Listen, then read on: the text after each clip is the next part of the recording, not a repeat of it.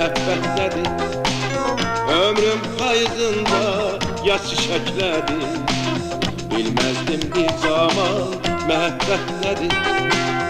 Ömrüm payızında yaz çiçəklədi. Almışdı duman sen yolları gülü. Hardan getirdin sen baharı gülü? Almışdı duman sen yolları gülü. Hardan getirdin sen baharı gülü?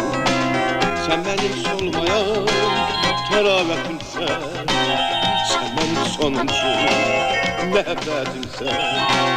Sen benim solmayan teravetimsen, sen benim sonuncu məhəbbətimsən.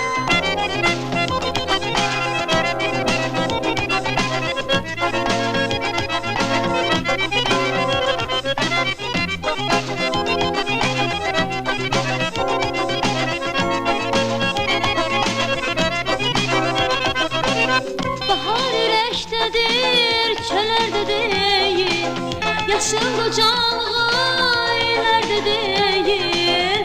Sevgilim gördün, seninle varam. Ömrüm payızında sana baharam. Sevgilim gördün, seninle varam. Ömrüm payızında sana baharam. Sen benim solmayan teravetimsen, sen benim sonuncu məhəbbətimsən. Sen benim solmayan teravetimsen, sen benim sonuncu məhəbbətimsən, məhəbbətimsən.